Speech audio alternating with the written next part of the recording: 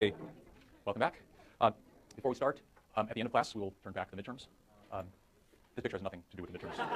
Don't be concerned. This is a picture of Antietam, which was one of the bloodiest battle of the Civil War, which is the topic today, not how bloody the Civil War was, but the role of immigrants in the Civil War. And in particular, there are three elements that we will cover. First, the role of immigrants in population development leading up to the war. It is the immigration, in fact, immigration went to the north, much more so than the south, prepares the north better than the south for the war in some ways. We'll talk also about the election of both 1860 and 1864, in which the role of immigration was somewhat subtle, as we'll see, or the role of immigrants, I should say. And finally, we'll talk a little about the prosecution of the war in terms of recruitment and in terms of the battles. Because of the way recruitment worked, there are ethnic components to certain key battles in the Civil War. But first, before starting, let's reflect for a moment. The Civil War is a huge tragedy for the United States. There were 622,000 casualties, and that exceeded the American casualties in all other wars combined up through just before the end of the Vietnam War. So that includes not only the undeclared naval war with France, but also the Revolutionary War, the War of 1812, the Mexican War of the 1840s, the Spanish-American War, World War I, World War II, and Korea, and most of Vietnam. It was a bloodbath. In some sense, it was the first modern war, in that this is a war that brought to bear the technology that we wrote about earlier in the 19th century. Railroads, cannons, and to some extent even machine guns are present in the Civil War, and the carnage is really gruesome, because as we also pointed out, medicine was not so great. Besides being a tragedy of biblical magnitude, the war could also be seen as redemptive, also in biblical magnitude. Paraphrasing Lincoln, every drop of blood that was drawn with a lash was repaid by one drawn with a sword. It was the Civil War that finally ended slavery, which was clearly a moral as well as political blot on the nation. We won't talk much more about that, but it is worth reflecting on it. It was simply a huge event. We're going to focus, however, mainly on immigration, because that's what the class is about. So the main point then today is that the Civil War was about slavery. And in particular, I've harped on this before because I'm concerned that there's a great deal of misinformation about that. But the Civil War was about slavery, not about immigration. But immigration before the war increased Northern power, perhaps making the difference between victory and defeat. As I also pointed out, immigration also played an important and interesting role in Lincoln's election, both in 1860 and 1864, as well as in the prosecution of the war. All right. So the outline today, I propose to do it this way. First, we'll talk about immigration and the Northern strengths. That is, the strengths that the North possessed relative to the South in terms of things that would help winning a war and the role of immigration in it. Then I want to turn back to the events of 1850. I've referred to 1850 several times in the previous lectures when we were talking about the 1830s and 1840s. I want to go over briefly the events of 1850s that I have referred to. Then we'll talk about the election, and then recruitment, and the differences between how recruitment worked in German immigrant communities as well as in Irish immigrant communities, and then support for the war, and in particular the 1863 conscription riot in New York, which was the largest civil disturbance in U.S. history. All right, so questions about the outline? Okay, then, in simple terms, the North was better prepared than the South to fight a civil war because its population was bigger. If you started in about 1820, population of the North and the South were roughly equal. But during that, since 1820, we know that a great deal of immigration happened, and very little of it went to the South. Most of in fact, any that did was more than offset by migration of native-born Southerners to the North. So the foreign-born population is very much in the North, and we know why this is, because nobody wants to work in an economy where slaves provide labor. And that's not going to improve wages. As we know, if you're in New Orleans, we talked about the beginning of Canals, if you're an Irish unskilled immigrant, there's nothing you want less than to work in the South, where you're worth less than a slave. Right? Okay? Similarly, because the Southern economy is mostly agricultural, there's not a lot for industrial workers to do. Right? The result of all that is the doubling time of population in the North was roughly 20 years, and then in the South was roughly 30 years. This is of the white population, because we're talking about potential soldiers. Yes?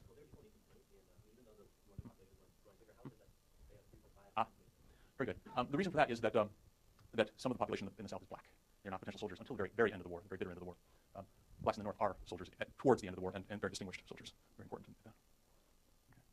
So if you can see this dotted line, you can see how the sort of difference is. If we apply the Southern white population growth rate of about 2.3% to the Northern white population of 1820, you can see how they spread out. And that essentially is that's the part of the population that we might loosely speaking attribute to immigration. It's a difficult problem to say at any given point how much of the population is attributable to immigration. Right? Recognize that it's difficult because immigrants have children. Right? And so do you account the children? Do you count the grandchildren? And so on and so forth. This is a crude but at least straightforward way of doing it. And the only point is, I think, indisputable that the amount is significant. I don't want to tell you a number because I can't. We can break population down a little bit just to see essentially the same point. At the top, we have the various components of the northern population, which include whites, blacks, and white native-born, white foreign-born, and blacks in the north, and include really only the southern native whites in the south. So this is why you can see we have this kind of 3.5 times advantage there. The role of slaves in war is not entirely neutral. The fact that there were slaves to work on both military projects as well as agricultural projects that freed, to some extent, more white southern men to fight in the war.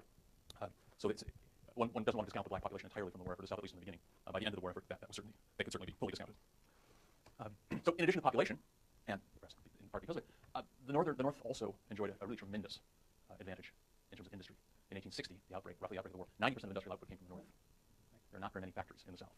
That's 20 times as much iron, 32 times as many firearms.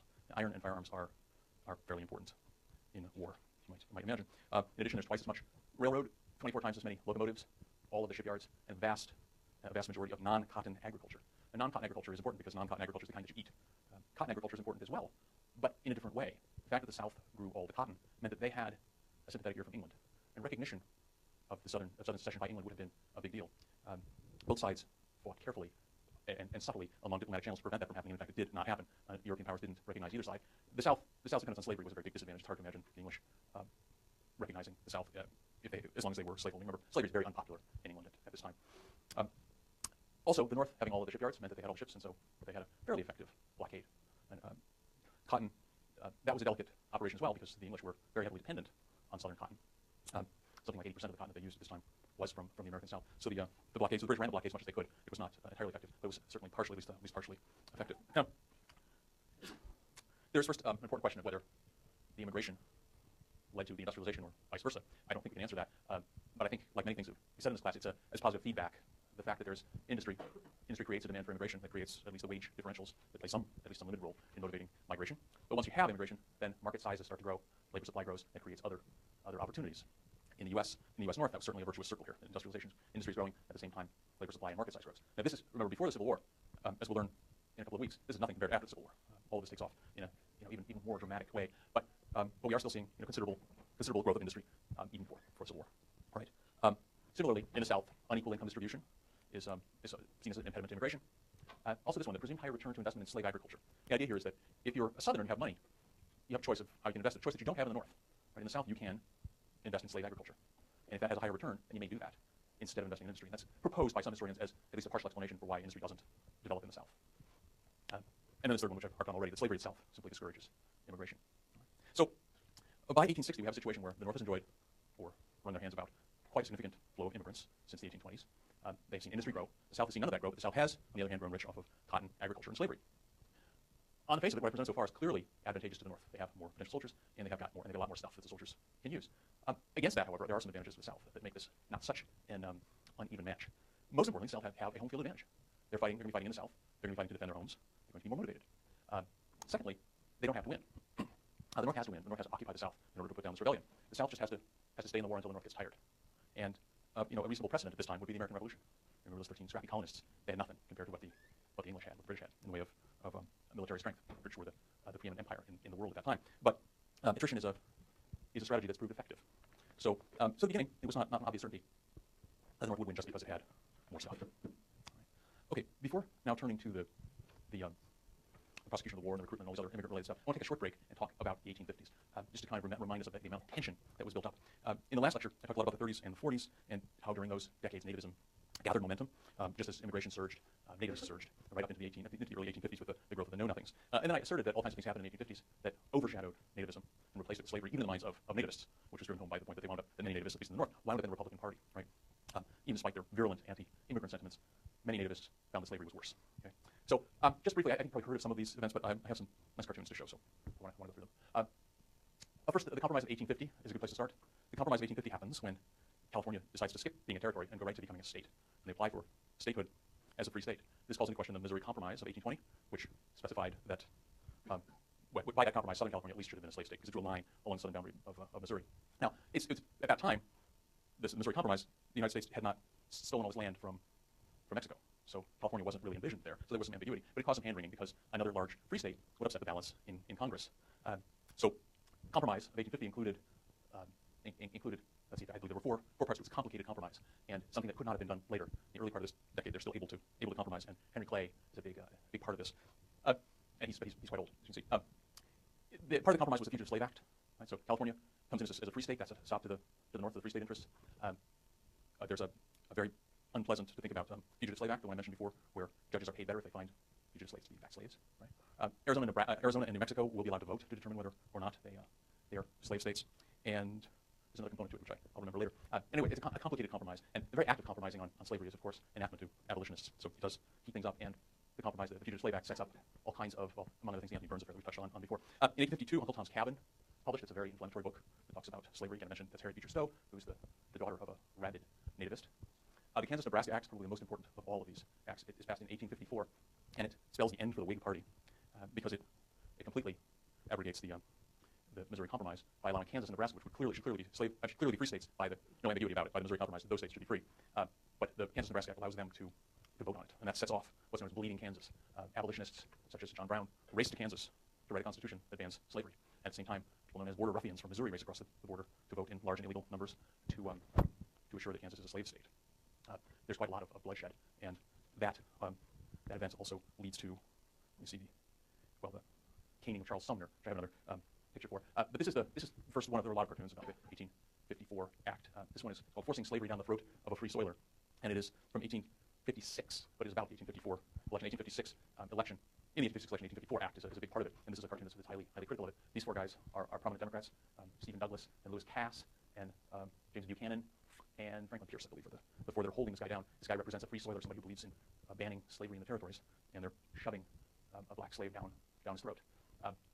There's some interesting references here to Kansas, Cuba, and Central America. You can't probably see that very well, but these are interesting just as a sideline. At this time, 1856, 1857, a guy named William Walker is a filibuster. It's the original use of the term filibuster before the Republicans became so fond of it.